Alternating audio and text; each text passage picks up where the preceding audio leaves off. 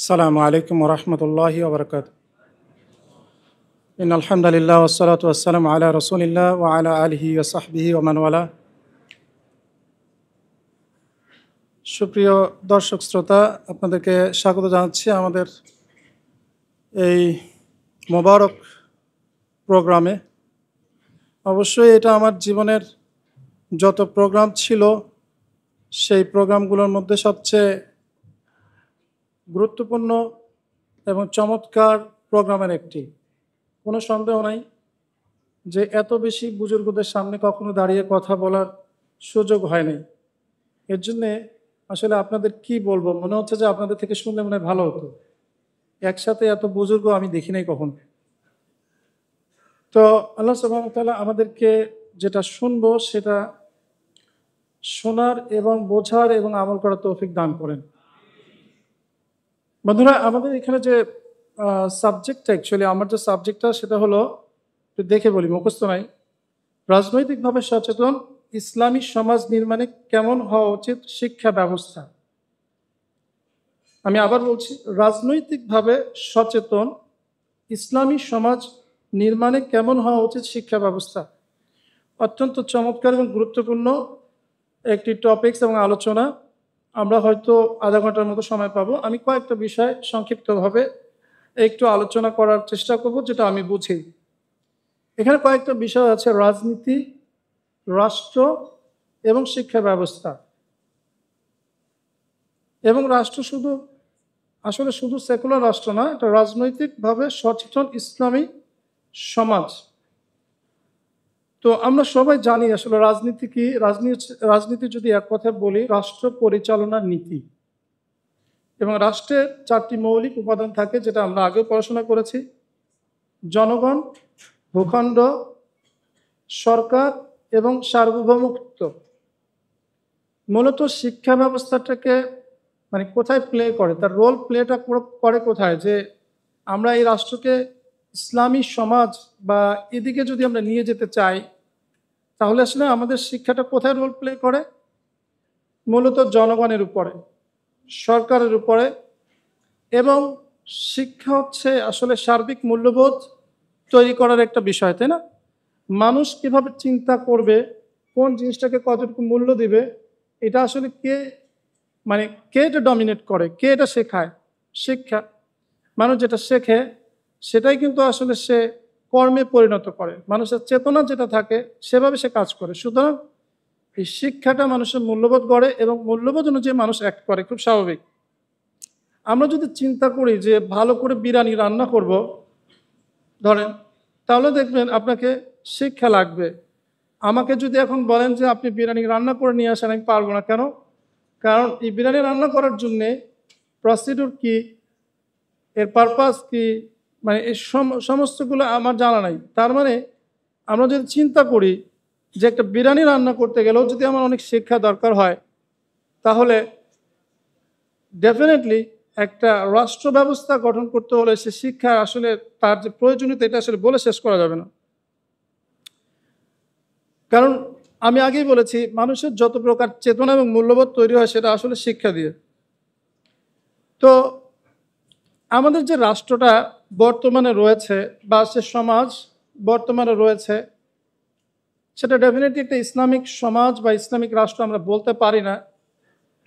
এবং যে আলোচনাটা আমি করব সেটাও আসলে পুরোপুরি বাস্তবতার আলোকে। আমি এটাও আশা করব না যে এখনই একটা শরিয়াত সম্মত একটা ইসলামী রাষ্ট্র ব্যবস্থা করার জন্য ইমিডিয়েটলি আমাদেরকে কি করা দরকার, এটা আসলে আমি ঠিক ওইভাবে ফোকাস করব না। বরং আমাদের একটা টার্গেট থাকবে যে অবস্থায় এখন আমরা আছি, সেই অবস্থা থেকে আমরা এমন একটা অবস্থায় যত দ্রুত সম্ভব যেতে পারি যে আমরা এক সময় আওয়াজ তুলতে পারি। আজকে যেমন বৈষম্য বিরোধী সমাজ নির্মাণে আমরা একটা আওয়াজ তুলেছি, তাই না? ঠিক একইভাবে একটা সময় সে বৈষম্য বিরোধী যেমন আমরা আওয়াজ তুলেছি, ঠিক একইভাবে আমরা এই দেশের মানুষ, যেহেতু অধিকাংশ মানুষই মুসলিম এবং তারা শরিয়াতকে প্র্যাকটিস করতে চায়, সুতরাং আমরা এমন একটা সমাজ নির্মাণের জন্য কাজ করতে পারি এখন, যখন আমরা বলতে পারবো আমরা শরিয়াত চাই। কারণ বৈষম্য শব্দটাও আসলে একটা আপেক্ষিক শব্দ, কেননা ভালো এবং মন্দের ডেফিনেশন আপেক্ষিক। আমরা যদি বলি আমরা ভালো কাজ করব, আসলে ভালো কাজটা কি? এই ভালো কাজ কিন্তু আপনার জন্য যেটা ভালো সবার জন্য সেটা ভালো না। ধরেন অ্যাজ ফর এক্সাম্পল, আমরা বলি যে আমরা একটা মেয়ের দিকে তাকাবো না, এটা আমাদের জন্য খারাপ কাজ, ডেফিনেটলি খারাপ কাজ, কিন্তু এটা সবার জন্য তো খারাপ কাজ না। সুতরাং এই যে বৈষম্য, এটারও তো একটা সংজ্ঞা আছে। তো এই বৈষম্য বলতে আসলে কি বলা হবে, তাই না? সো অনেক সময় দেখা যায় যে আমরা যেটাকে সাম্য বলি সেটা সেকুলাররা বলবে বৈষম্য, আমরা যেটাকে বলছি বৈষম্য সেটাকে বলবে সাম্য। সুতরাং এই জিনিসগুলো আসলে আমাদের সবাইকে একটু ক্লিয়ার করতে হবে। বন্ধুরা, আমরা যে কাজগুলো করব বা আমাদের যে চিন্তা চেতনা, এখানে একটা জিনিস খেয়াল রাখতে হবে। 3টা গুরুত্বপূর্ণ পয়েন্ট রয়েছে। একটা হচ্ছে মুসলিম সম্প্রদায় হিসাবে আমাদের মুসলিম সম্প্রদায়কে মাথায় রেখে, অর্থাৎ মুসলমানদেরকে মাথায় রেখে আমাদেরকে শিক্ষা এবং সংস্কৃতির এই বিষয়গুলো আছে। ঠিক একইভাবে একটা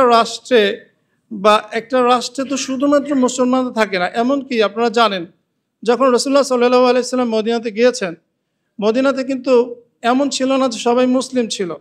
এমনকি বাংলাদেশের মতো 90% মুসলিমও ছিল না। সেখানে বড়জোর অ্যারাউন্ড 20% মুসলিম ছিল। কিন্তু মুসলমানদের হাতে লিডিংটা ছিল সরকার ব্যবস্থা। মদিনা সনদের মাধ্যমে রাসূলুল্লাহ সাল্লাল্লাহু আলাইহি ওয়াসাল্লামকে নেতৃত্ব দেওয়া হয়েছিল এবং মুসলমানের সেই সমাজকে ডমিনেট করেছে। যদিও ওই সমাজেও যদি গণভোট নেওয়া হতো, ওই সমাজেও রাসূলুল্লাহ সাল্লাল্লাহু আলাইহি ওয়াসাল্লাম কিন্তু গণভোটের মাধ্যমে নেতৃত্বে আসতে পারতেন না।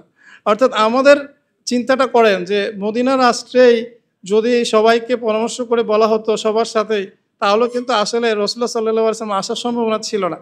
কিন্তু ওই সংখ্যক মুসলমানদের ওই পরিমাণ শক্তি ছিল, যে শক্তিটা অ্যাকচুয়ালি এইটা রাসূলুল্লাহ সাল্লাল্লাহু আলাইহি ওয়াসাল্লামকে এই প্ল্যাটফর্মটা দিয়েছে। আপনারা জানেন যে নেতৃত্বের জন্য 2টা জিনিস দরকার হয়। একটা হচ্ছে জ্ঞান এবং শক্তি। জ্ঞান কখনোই শক্তি ছাড়া কার্যকর হয় না, এবং শক্তি জ্ঞান ছাড়া ফাসাদ সৃষ্টি করে। সুতরাং নেতৃত্বের জন্য আমরা কোরআন থেকেও দেখি, যখন তালুতকে বলা হলো বাদশা হিসেবে নির্বাচন করা হয়েছে, তখন তারা মানতে চাইল না। তখন আল্লাহ সুবহানাহু ওয়া তাআলা তার 2টা গুণের কথা বললেন, যে তাকে আমি প্রাচুর্য দান করেছি জ্ঞানে এবং শক্তিতে। জ্ঞান এবং শক্তি এই 2টা যখন পরিপূরকভাবে কাজ করবে, তখনই একটা জিনিস আসলে স্ট্যাবিলিটি লাভ করতে পারে। শুধু জ্ঞান তো আমাদের অনেকেই ছিল, কিন্তু আমাদের ওই পরিমাণ শক্তিটা ছিল না। সুতরাং ওখানে কার্যকর হয়নি জ্ঞানটা। আবার যাদের হাতে শক্তি ছিল তাদের ওই জ্ঞানটা ছিল না, যার ফলে তারাও ফাসাদ সৃষ্টি করেছে, যেটা আমরা ইতিমধ্যে দেখেছি।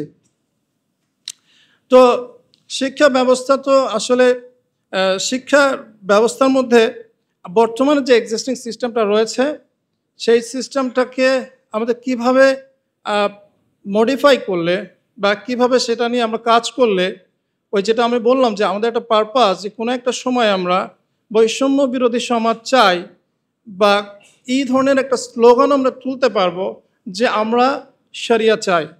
সেটার জন্য আসলে আমাদের বর্তমান শিক্ষা ব্যবস্থা বা সেকুলার শিক্ষা ব্যবস্থা এবং ধর্মীয় যে শিক্ষা ব্যবস্থা অর্থাৎ মাদ্রাসা, আমি ব্যক্তিগতভাবে মনে করি যে এই 2 জায়গাতেই আমাদের এখন যথেষ্ট পরিমাণ কাজ করার বিষয় রয়েছে।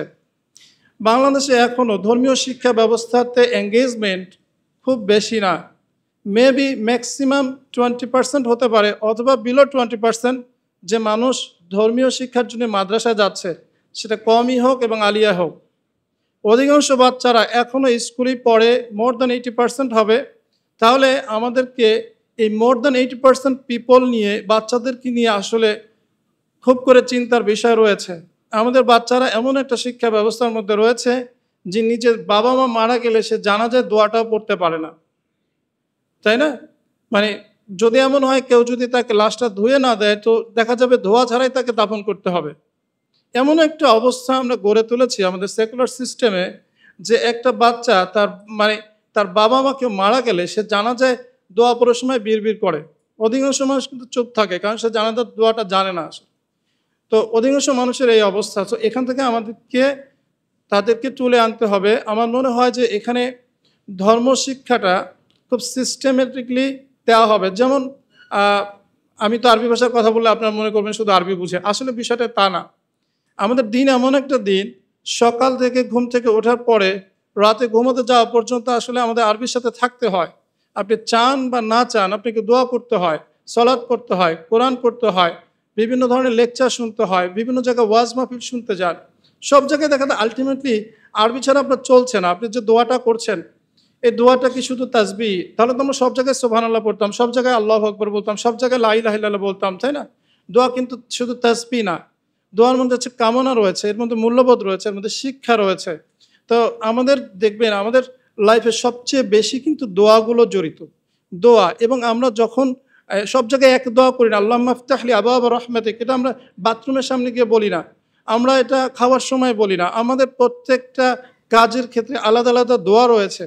এই দোয়াগুলো আসলে কেন? এই দোয়াগুলো হচ্ছে আমাদেরকে শিক্ষা দেয় যে তুমি কি কোন বিষয়ে কিভাবে চিন্তা করবে। আনফরচুনেটলি আমরা এগুলো না বোঝার কারণে দোয়াগুলোর যে তাৎপর্য এটা আসলে হাকিকিভাবে আমাদের জীবনে আসে না। সুতরাং আমাদের শিক্ষা ব্যবস্থায় ইসলাম শিক্ষা রয়েছে, কিন্তু আনফরচুনেটলি ইসলাম শিক্ষার কোথাও আমার মনে আছে যে আমাদের বইগুলোতে এখন আছে কিনা জানি না, এখন থাকারই কথা না, আরবি ভাষা ছিল না। তো এখন আরবি ভাষা এমন একটা জিনিস যে ইসলামিক নলেজ আর্ন করতে গেলে আপনারা যদি খেয়াল করেন মাদ্রাসার প্রথম দিকের বইগুলোতে শতকরা 70 ভাগই প্রায় আরবি শেখার বই।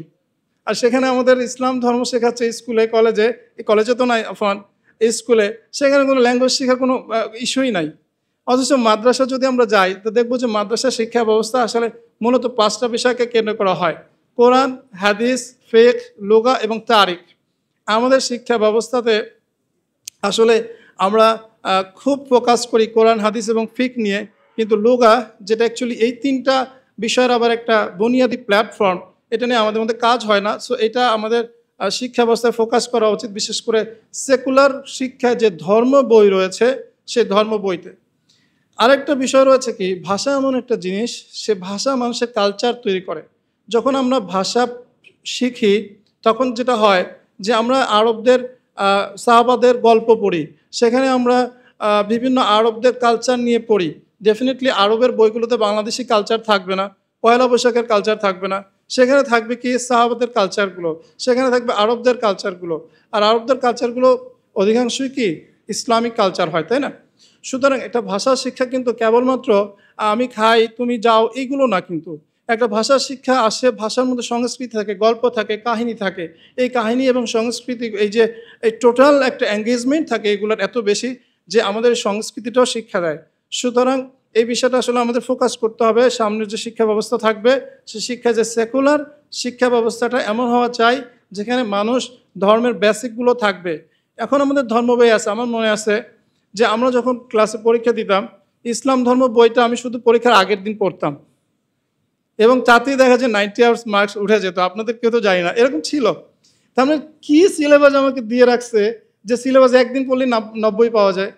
এমন কি হতে পারে অঙ্ক বই আপনারা পড়েছেন, পরীক্ষার আগের দিন 90 পেয়ে গেছেন? এটা কি সম্ভব? তার মানে আমাদেরকে এই যে মানে খেলা খেলা, আমি একটা কথা বলি মাঝে মাঝে, খেলা খেলা, আমাদের সব কিছু খেলা খেলা। ইসলাম আমরা শেখাচ্ছি সেকুলার ইসলামগুলো, তো আসলে এটা খেলা খেলা, এটা কোনো তাৎপর্য নাই। এবং এইটা শিখে সে ইসলাম আসলে কতটুকু শিখে?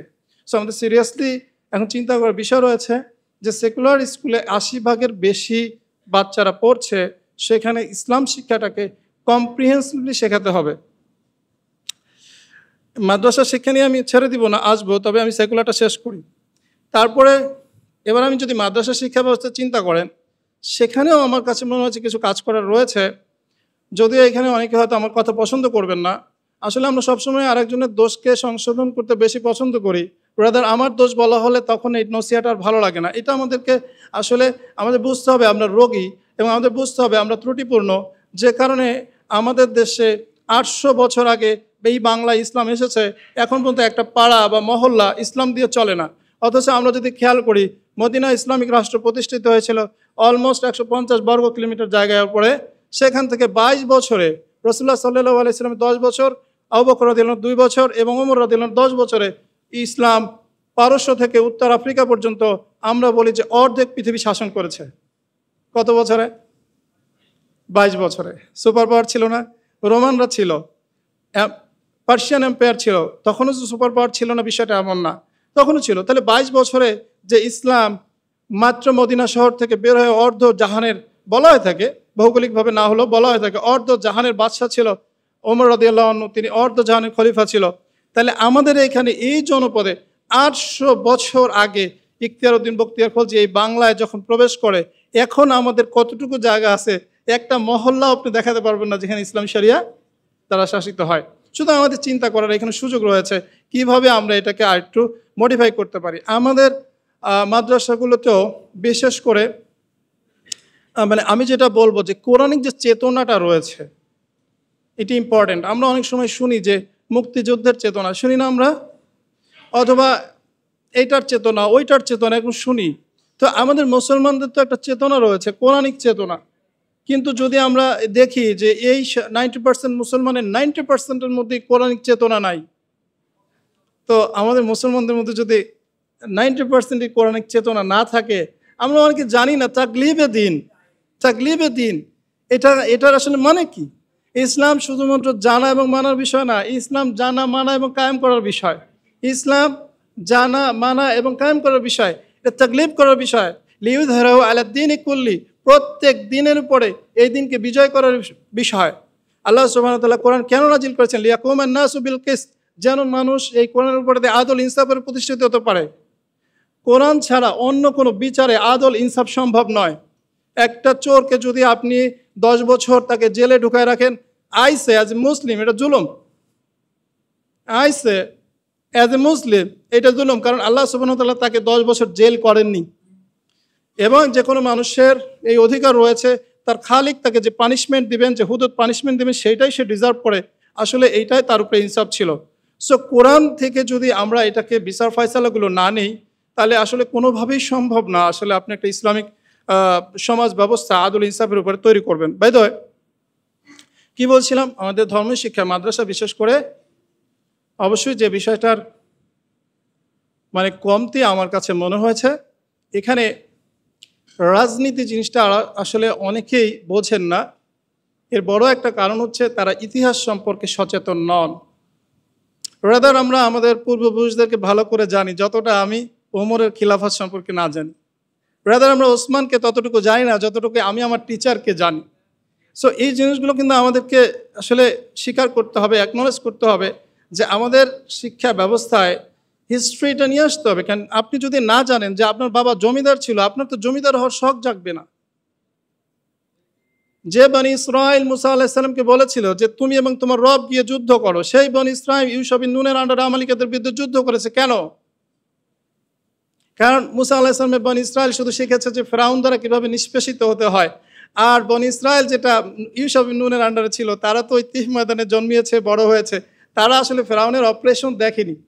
সো মানে ইতিহাসটাকে আপনার জানতে হবে। আমরা যদি জানতাম যে আমরা কোনো সুপার পাওয়ার ছিলাম এবং কিভাবে আমরা সুপার পাওয়ার হয়েছি, কিভাবে আমরা ডমিনেট করেছি পৃথিবীকে, এই টোটাল হিস্ট্রিটা জানতে হবে। আপনাদেরকে জানতে হবে টোটাল প্রফেটদের হিস্ট্রিগুলো। আমাদের অনেকেই রয়েছে, যখন আমি বিভিন্ন প্রোগ্রাম করি এবং কোনো নবী সম্বন্ধে কিছু জিজ্ঞেস করি, উত্তর দিতে পারছে না, তাহলে আমরা কি কোরআন পড়ছি? কোরআন তো শুধু থেকে থেকে নবীদের কাহিনী। সুতরাং কোরআনিক চেতনাগুলো কেন আমাদের মধ্যে আসে না? কেন রাজনৈতিকভাবে আমরা সচেতন হই না?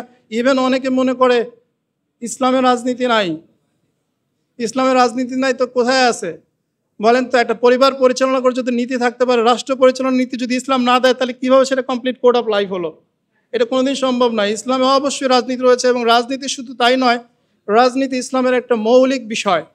কেননা এটা ছাড়া সমাজকে নিয়ন্ত্রণ করা যায় না, এটা ছাড়া সামাজিকভাবে ইসলামকে এস্টাবলিশ করা কোনো সুযোগ নাই। কি আমাদের করতে হবে, কি সতর্কতা আমাদের নিতে হবে, কিভাবে সমাজটাকে গড়তে হবে, ইতিহাস কেন, কোরআনে কেন আল্লাহ সুবহানাহু ওয়া তাআলা থেকে থেকে এত ইতিহাস বর্ণনা করেছেন। আপনারা যদি খেয়াল করেন, ইতিহাস নিয়ে কোরআনে প্রায় 30 to 40% জায়গা কভার করেছে। হাল আতাকা হাদিস মূসা, তোমার কাছে কি মূসার ইতিহাস এসছে?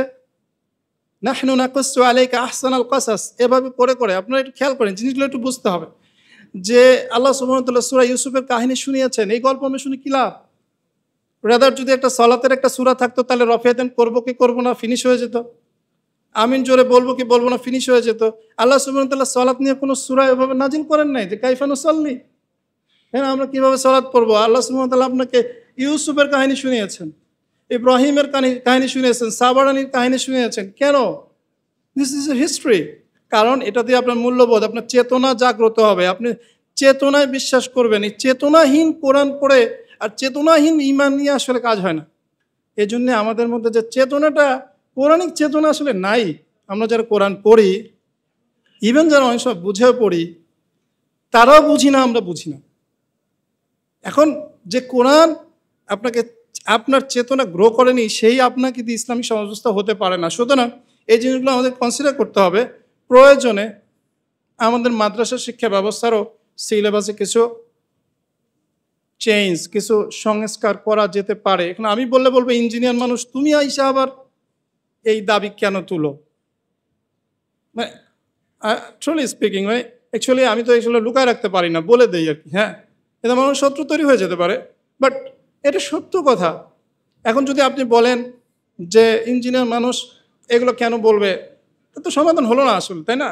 রোগ তো রোগই রয়ে গেল, আমি বলি আর না বলি, রোগ তো রোগের জায়গায় রোগই থাকবে। আমরা 800 কেন আরও 1600 বছর এরকম থাকবো, ইসলামী শরিয়ত আসবে না। কিন্তু এই লোকগুলো তো ম্যাক্সিমামই এখানে ইসলামী শরিয়তের স্বপ্ন দেখেন না আপনারা? কিভাবে আসবে? 800 বছর গেছে, আরও 800 বছর থাকবো? যদি একই অবস্থার মধ্যে থাকি, যে অবস্থার কারণে ইসলাম ধ্বংস হয়েছে, সেই অবস্থার কারণে যদি আমরা আরও টিকে থাকি, ইসলাম কিভাবে আসবে বলেন? এটা সম্ভব না। ওমর রাদিয়াল্লাহু আনহু কথা বলেছিলেন যে, এই হাদিস বলবো না, তাহলে আরও চেতে যাবে ইনশাল্লাহ আরেকদিন। হ্যাঁ, মানে ওমর রাদিয়াল্লাহু আনহু একটা কথা ছিল যে, ইয়াহদিমুহু সালাসা, জাল্লাতুল আলেম ওয়া জিদালুল মুনাফিক বিল কুরআন ওয়া হুকমু আইম্মাতুল মুদিল্লিন। তাই না? ইসলামকে ধ্বংস করেছে 3টা বিষয়। আচ্ছা, আলেমের পদস্খলন, এবং মুনাফিকদের কোরআন নিয়ে বিতর্ক, এবং পথভ্রষ্ট শাসকের শাসন। এই 3টার উপরে থেকে আবার ইসলাম বিজয়ী হবে, এটা মনে করার কোনো কারণ নাই। সুতরাং বন্ধুরা, আমাদের আসলেই অনেক চিন্তা করতে হবে, বিশেষ করে আমরা যারা সেকুলার আছি এবং যারা ইসলামিক লাইনে পড়াশোনা করছি। এই সমস্ত শিক্ষা ব্যবস্থা বাংলাদেশে এটা সংস্কার প্রয়োজন। আমাদেরকে এমন না যে আমরা যে দুনিয়া জানি দুনিয়ায় জানবো, সে আসলে ইসলামের বেসিক কিছু জানবো না। আবার যারা ইসলাম জানি শুধু ইসলামই জানবো, তারা দুনিয়ার কিছু জানবো না। এটাতে একটা মেরুকরণ হয়, পরস্পরের মধ্যে কোনো সংস্পর্শে আসে না। দুইটা জাতি তৈরি হয়ে গেছে, বলে আওয়াম, জেনারেল। কি বলে? জেনারেল যখন বলে জেনারেল, তো এইভাবে জেনারেল নাই, অজেনারেল কিছু নাই। আপনাকে আপনার বেসিক ইসলামটাকে শিখতে হবে, এবং এই জেনারেল থেকে আপনি বলবেন যে আল্লাহ সুবহানাহু ওয়া তাআলা আমাকে এই বিষয়গুলো ধরবে না, ইকামাতে দিনের বিষয়গুলো ধরবে না, তাকলিফে দিনের বিষয় ধরবে না। ধরবে, আপনাকেও ধরবে, বলছে আমাকে বেশি ধরবে। ওখানে আমার পেটে ভাত ছিল, পকেটে টাকা ছিল। সো আমাকে যে পরিমাণ বেশি দোষারোপ করা হবে, যার পেটে ভাত নাই, যার পকেটে টাকা নাই, তাকে অত বেশি ধরা হবে না। সে আমি জেনারেল হই আর আনজেনারেল হই, নাকি নন জেনারেল হই। বুঝতে পেরেছেন কথাটা? সো আল্লাহ আমাদেরকে যারা আল্লাহ যে নিয়ামত আমাদেরকে দিয়েছেন, এইটাই দাবি করে যে আমরা উইল ফাইট ফর শরিয়া। তো কিভাবে আপনি শরিয়া করবেন, কিভাবে দিন করবেন? আমরা তো নিজেরাই দিন জানি না। তো দিনকে জানতে হবে, বুঝতে হবে। আদারওয়াইজ আমাদের শিক্ষা ব্যবস্থায় যদি সঠিক দিন আমরা না শেখাতে পারি, তাহলে কি দিন কায়েম করব? এমন একটা জিনিস কায়েম করবো যেটা আসলেই আসমানি দিন না, যেটা আল্লাহ সুবহানাহু ওয়া তাআলা নাজিল করেননি, যেটা রাসূল সাল্লাল্লাহু আলাইহি ওয়াসাল্লাম আমাদের শেখাননি। সুতরাং আমাদেরকে এই সেকুলার সিস্টেমে অবশ্যই দিন যেন শিখতে পারে। এখন সামনে যে সামনে যে সময়টা রয়েছে, আমরা আমাদের ইসলামী শিক্ষা এবং সংস্কৃতি নিয়ে এত বেশি মুভমেন্ট করব, যাতে করে এই সরকার, যে সরকারি আসুক না কেন, তারা বাধ্য হয় স্পেসিফিকলি সাবজেক্টিভলি তারা এই 5টা বিষয় আমাদের বাচ্চাদেরকে শিখায়।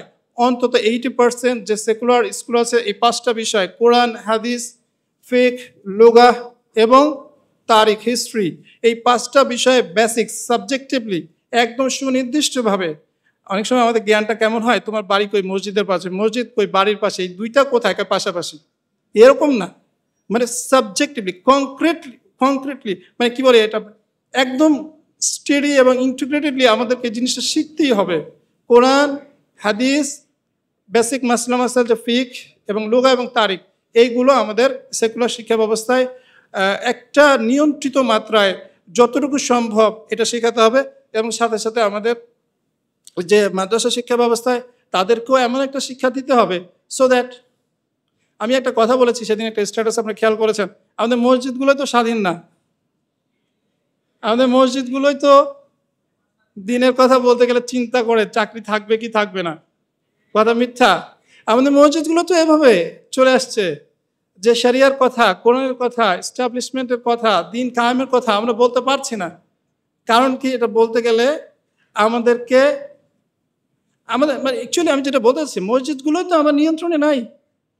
সো মসজিদগুলো নিয়ন্ত্রিত, মসজিদগুলোকে আমাদেরকে, যারা স্কুল কলেজে পড়ে সবাই যে শিখবে, মাদ্রাসা পড়বে তা না, অনেক মানুষ থাকবে যারা স্কুলে পড়বে না, মাদ্রাসায় পড়বে না। মসজিদ ভিত্তিক আমাদেরকে শিক্ষা সেন্টার গড়ে তুলতে হবে। মসজিদগুলো শুধুমাত্র 5 তলা করে রাখবো আর জুমার দিনে এক বেলা শুধু পড়বে 2 ঘন্টার জন্য মসজিদ, এটা তো ইউজলেস। এই মসজিদগুলোকে কিভাবে শিক্ষা কেন্দ্র করা যায় চিন্তা করতে হবে। আমার জন্য একটা মেসেজ চলে আসছে 5 মিনিট, কিন্তু আমার সময় শেষ। হ্যাঁ, তো আল্লাহ সুবহানাহু ওয়া তাআলা আমাদেরকে যা বলেছি এটা আমাকে বিশ্বাস করার, আমাকে আমল করার তৌফিক দান করেন, এবং আপনারা যা শুনেছেন সকলকেই এগুলো নিয়ে চিন্তা ফিকির করার তৌফিক দান করেন। আমি যারা এই প্রোগ্রামটা, মহান প্রোগ্রামটা আয়োজন করেছে তাদের জন্য দোয়া করছি, আল্লাহ সুবহানাহু ওয়া তাআলা সমস্ত নেক মাকসুদগুলো পুরা করেন, এবং যারা এখানে এসেছেন তাদেরকে যেন ঠিক একইভাবে জান্নাতে একটা বাজারে আমরা একত্রিত হতে পারি। সবাই দোয়া করব।